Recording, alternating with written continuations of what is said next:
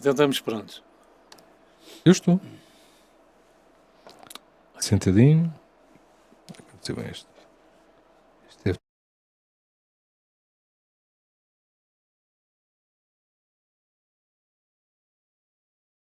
E aqui comigo neste podcast estão a Lourdes Gonçalves, o Manuel Graça, o Fernando Pedroso e o Oliveira Dias. E este é o sítio onde as certezas vêm para ser desmontadas. Vamos a isto?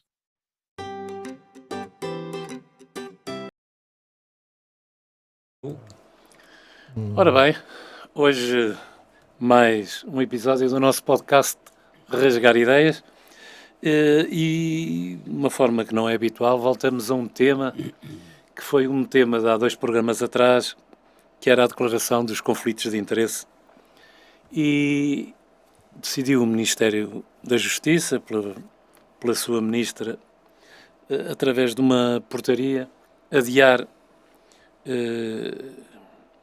esta obrigação por mais um ano, invocando que neste momento seria perturbador e, portanto, pensávamos nós que seria perturbador só com esta fase das eleições autárquicas, mas não, isto foi alterado para mais um ano, portanto só entrará em vigor em agosto de 2026. Hoje connosco estão o Fernando Pedroso, o Manuel Graça e o Oliveira Dias. Vamos arrancar com este podcast, começando pelo Fernando Pedroso e chamando aqui à coação esta situação que é de veras perturbadora de uma ministra que adia a entrada em vigor desta declaração que, em princípio, vai sanar um conflito de interesses. Em princípio, digo eu. Fernando Pedroso. Muito bem, uma saudação especial a quem nos vê e ouve. É sempre um prazer estar em Mafra, voltar sempre a Mafra. Também uma saudação especial ao António, ao Manel e ao Oliveira Dias. E vamos então entrar no tema. Foi dito aqui que foi uma decisão do Ministério da Justiça, da Ministra da Justiça. Eu não sei se é Ministério da Justiça, se é Mistério da Justiça o que se passa, porque é um autêntico mistério. A declaração da inexistência de interesses, de conflito de interesses, foi adiada. A declaração da inexistência de conflito de interesses foi adiada tem vindo a ser sucessivamente adiada desde agosto de 2024, que era a data previsível para o início de produção de efeitos, até agosto de 2026. E, como o António disse, a ministra disse que era perturbador agora neste ciclo autárquico. Bom, é exatamente neste ciclo autárquico que se deveria de implementar esta declaração da inexistência de conflito de interesses quando se estão a tomar decisões relativamente à contratação pública, relativamente à atribuição de subsídios, subvenções ou outro tipo de interesses, e a tomar decisões sobre licenciamentos urbanísticos, ambientais, comerciais e industriais. Não se percebe, quer dizer, é perturbador, mas porquê? Porque as pessoas que vão ser eleitas para as autarquias locais, alguns até vão ser reeleitos, não têm competência para escrever e para assinar uma declaração de inexistência de conflito de interesses. Valha-nos Deus. É evidente que quem não está preparado para assumir as funções autárquicas e assumir a totalidade das suas competências, nem sequer se deve candidatar, ou então tem que ter assessores que lhe digam o que fazer. Portanto, o desconhecimento da lei não aproveita a ninguém e quem não está preparado não se candidata. O que é que o governo, este mistério da justiça, está a fazer? Está a dar corda aos corruptos e aos compadrios. É evidente, aliás, este compadrio e esta corda já vem sendo dada desde o caso da Spinum Viva. É evidente que ali houve uma falta de transparência e agora queremos continuar de futuro com esta falta de transparência. Portanto, o combate à corrupção por parte do PSD é pífio e é a fingir. O lobby da corrupção silenciosa venceu e, com isto, a democracia fica com certeza mais fraca. É por estas e por outras que no índice de percepção da corrupção, que é um índice internacional, em 2024 Portugal ocupava a 43ª posição, que é muito fraco, é evidente que é fraco. Aliás, os políticos em Portugal sabem que podem ser corruptos, porque nada lhes acontece. Eu vou dar aqui 3 exemplos.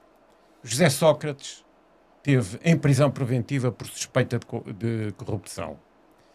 António Costa teve que se demitir do governo face a uma investigação por suspeitas de corrupção. Luís Montenegro foi demitido porque uma moção de confiança foi rejeitada exatamente por suspeitas de falta de transparência. Mas o que é que acontece? José Sócrates tem uma vida de luxo na Ericeira. António Costa tem um cargo internacional do mais relevante. E Luís Montenegro foi reconduzido como primeiro-ministro. Portanto, a corrupção e o tráfico de influências podem perfeitamente fazer o seu caminho. E só dizer uma coisa. Em 2018 fez-se um estudo sobre o impacto que a corrupção tem nas contas em Portugal e calculou-se que isso era à volta de 18 mil milhões de euros. 18 mil milhões de euros é mais que o orçamento da saúde para 2025. Portanto, só me ocorre dizer uma coisa que é fartar a vilanagem disso. Ok, vamos passar agora ao Manel Graça. Manel Graça.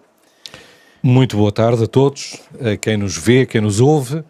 É um gosto voltar, depois da última semana que aqui não estive. Um cumprimento especial a todos os meus colegas de painel, Oliveira Dias, Fernando Pedroso e ao António. E também à Câmara de Mafra, que nos continua a disponibilizar este espaço, o qual agradecemos. Bom, este tema foi um tema no qual já participei, mas que volta hoje à antena, porque se de facto nós tínhamos a nossa expressão, e a nossa expressão no programa há 2 semanas era uma expressão de dúvida, uma dúvida que transpareceu nos 3 membros do painel, ela hoje concretizou-se.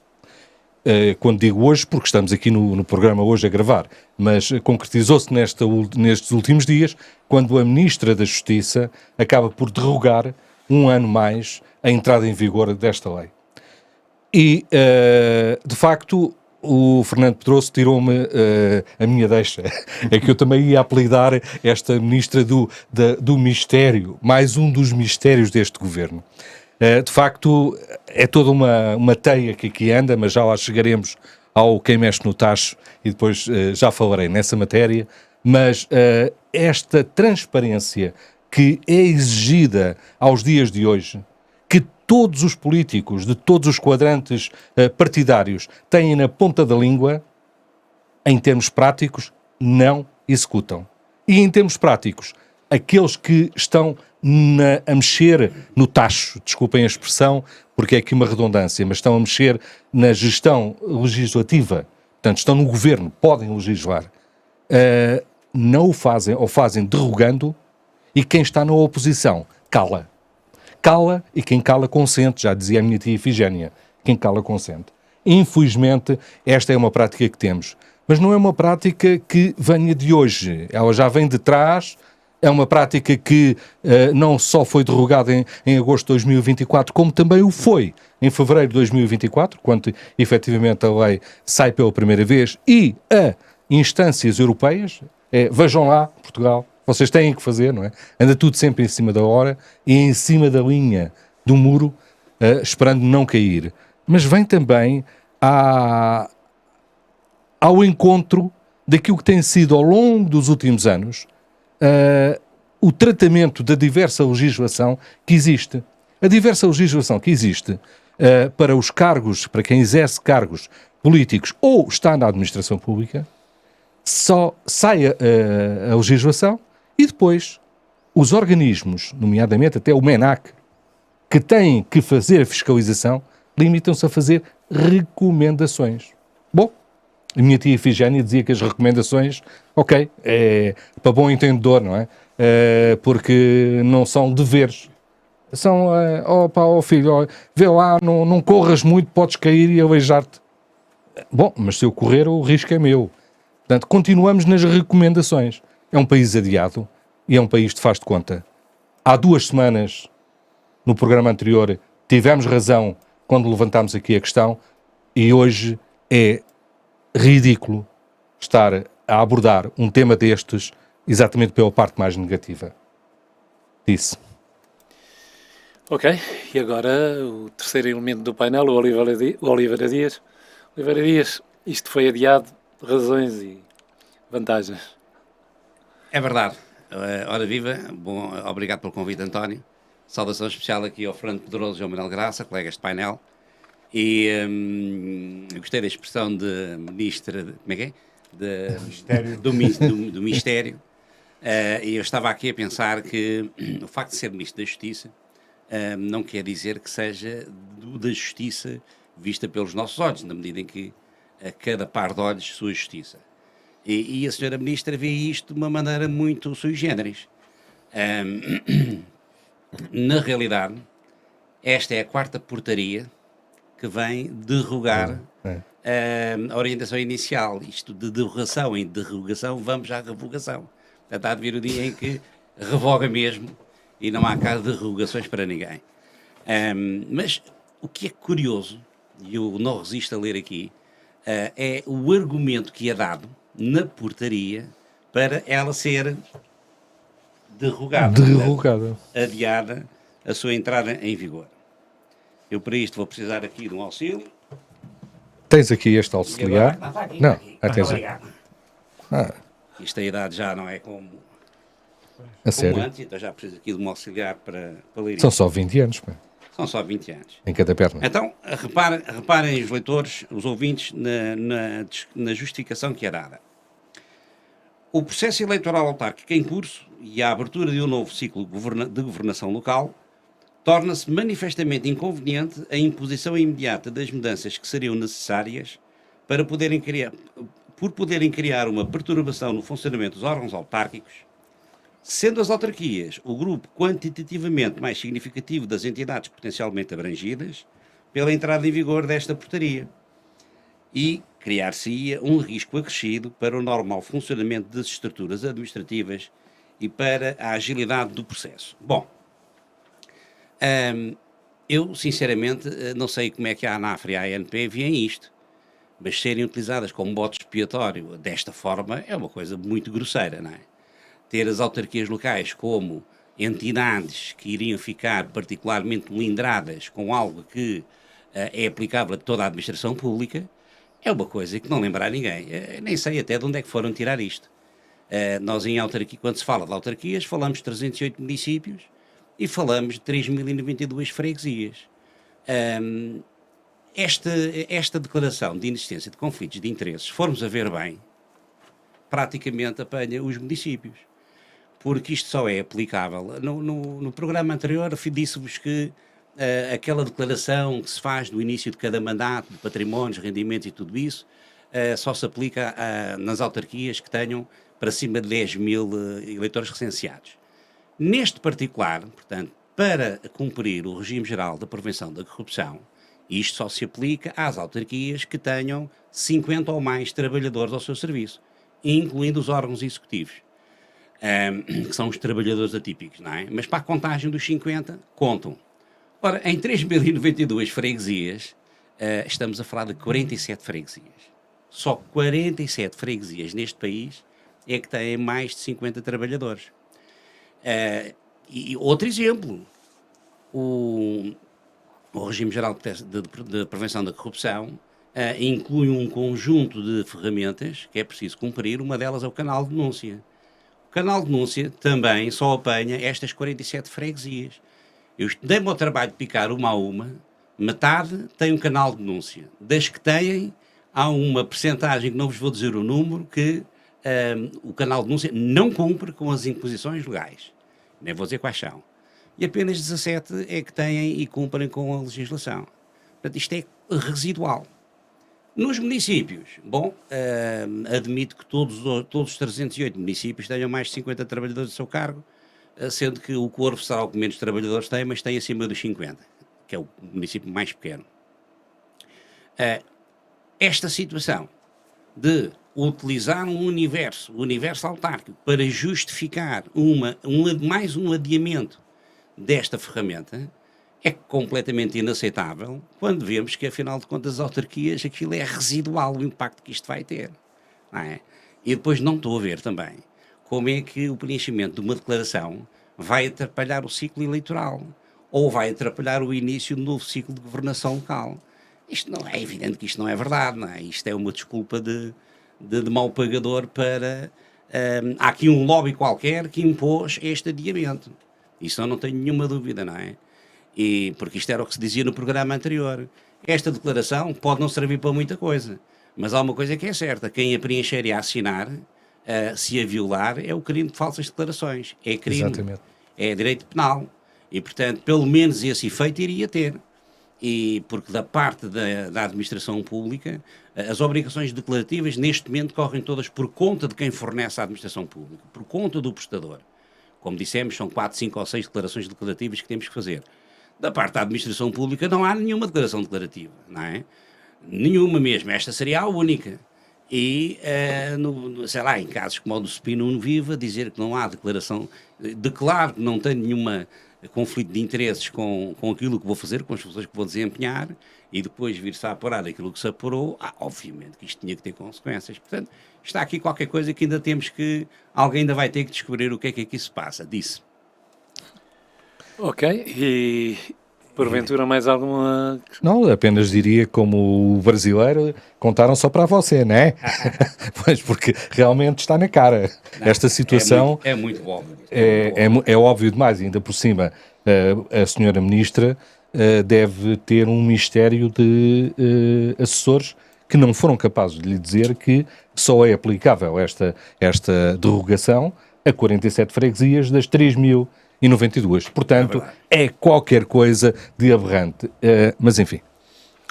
Ok, e terminada esta primeira parte, vamos à segunda parte, mexer no tacho. Vamos ver quem mexe no tacho esta semana.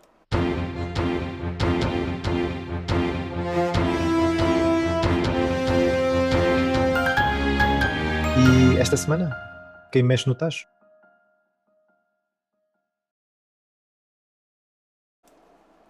Bom, quem mexe no tacho, eu hoje vou falar que o Estado está a mexer no tacho, e a mexer no tacho quer dizer que está a explorar, está a evitar gastar dinheiro de uma forma injusta.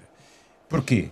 Os bombeiros voluntários, muitos dos bombeiros voluntários que existem no país, têm salário, mas há uma imensidão de trabalho voluntário não pago. O que é que acontece? Se esse trabalho voluntário não pago fosse efetuado pelos bombeiros sapadores, com certeza que o Estado tinha uma despesa enorme de milhões de euros, muito superior à verba que as câmaras e o Estado atribuem aos bombeiros voluntários por esse país fora.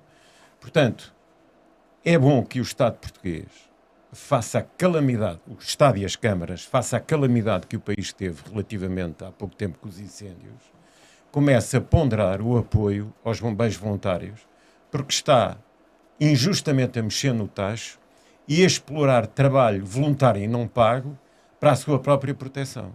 E isto é completamente imoral, disse. Bom, também pego na questão dos bombeiros para dizer que isso nem é mexer no tacho, isso é mexer num panelão. É muito mais do que um tacho. E, de facto, há a necessidade de que em todos os municípios exista uma corporação de bombeiros profissionais. Não é por facto de estarmos em Lisboa que é menos grave do que é em Ceia ou qualquer outro local. Em todos deve existir. Mas eu começo por mexer no tacho, falando de uma greve que está a decorrer dos enfermeiros na ULS do Algarve. O ULS do Algarve que integra o Hospital Público de Faro, o de Portimão, o de Lagos e os agrupamentos de centros de saúde do Barroavento e do Sotavento, e isto apenas porque estes enfermeiros reivindicam, com justeza, digo eu, o pagamento de retroativos desde 2018 do trabalho que fizeram em feriados e fins de semana. Este pagamento de 2018 é já reconhecido pela tutela. No entanto, existe a atual administração do Hospital do Algarve, que diz que tem uma interpretação diferente e, como tal, não paga. Quem é que está a sofrer com isto tudo? Os utentes. As pessoas que precisam de apoio, porque a pergunta que eu deixo no ar é, afinal, quem é que mexe no tacho?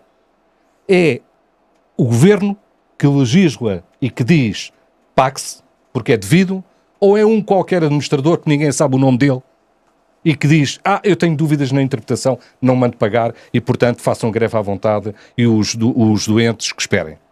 Não é possível um tipo de situações destas. A outra é dos famosos pareceres da Procuradoria-Geral da República em relação àquilo que são as atribuições às polícias municipais e que quer o governo anterior, quer o atual governo, estou-me a referir às ministras da Administração Interna, mantiveram na gaveta e permitiram que o senhor Carlos Moedas ande armado em xerife, pensa que deve estar no faroeste americano, a dizer que os polícias têm que fazer isto, aquilo e aquilo outro.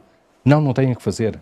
Agora, já confrontado com os despachos da PGR, vira-se para o Primeiro-Ministro e mude-se a lei. Ok.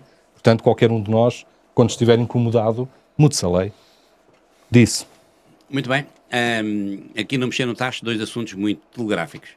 A Segurança Social está no processo de migração de plataformas e isto está a provocar um conjunto de constrangimentos junto dos beneficiários, designadamente ao nível de subsídios de doença, ou subsídios de desemprego, toda uma play de subsídios que existem, porque a migração da plataforma antiga para a plataforma moderna, para a atual, está a gerar ali uns bugs e informação que não dá a bota com a perdigota, perdoem-me lá este vernáculo, mas a verdade é que é absolutamente inaceitável que quando se mudam tecnologias ou quando se atualizam tecnologias, que depois o beneficiário seja o principal afetado. A outra situação tinha a ver também com os bombeiros, mas é muito telegráfico mesmo, com a necessidade de reorganização da estrutura de comando dos bombeiros a nível nacional e a nível regional. Isso é uma coisa que entra pelos olhos dentro, disse. Ok, portanto, terminado o Mexe no Tacho. O Ciresp. O Ciresp é o mais alto. É possível uma observação? Curta. Relativamente à greve dos enfermeiros no Algarve, sem pôr em causa o direito à greve, para mim é um direito fundamental, não está em causa. Para mim o que está em causa é sempre o critério da oportunidade. Os enfermeiros fazem greve exatamente numa altura em que o país está a banhos. Portanto, a grande parte da população portuguesa está no Algarve, ou uma parte significativa da população. Daí o facto de eu dizer que o critério da oportunidade da greve, sem pôr em causa a greve, deveria sempre ser aferida por uma providência cautelar, decidida judicialmente. Não se poria em causa o direito à greve dos enfermeiros, mas com certeza que essa providência cautelar decidiria que esta não era a melhor altura, porque causa mesmo é para criar um dano e pode até ser posto em causa o direito à vida. Portanto, por isso é que eu defendo as providências cautelares. Isso é um bom exemplo. Mas permite-me, António, que dizer apenas o seguinte. Obviamente que até sou capaz de estar em algum contexto de acordo com aquilo que o Fernando acaba de dizer, mas aquilo que pretendi dizer não foi chegar aí, ok? Foi a questão de haver uma pessoa, mais que eu costumo dizer, os cinzentões, que não vão a votos, ninguém os conhece, não são eleitos, decidem, põem em causa uma decisão do governo, né? E provoca uma greve destas. Exatamente. Ok, terminamos aqui. Hoje o podcast que foi dedicado aos conflitos de interesses e à sua perturbação que a Ministra da Justiça entendeu por bem protelar por mais um ano. Obrigado a todos e vamos... Um lado eterno. Ok. Se gostaste, partilha. Se não gostaste, rasga à vontade.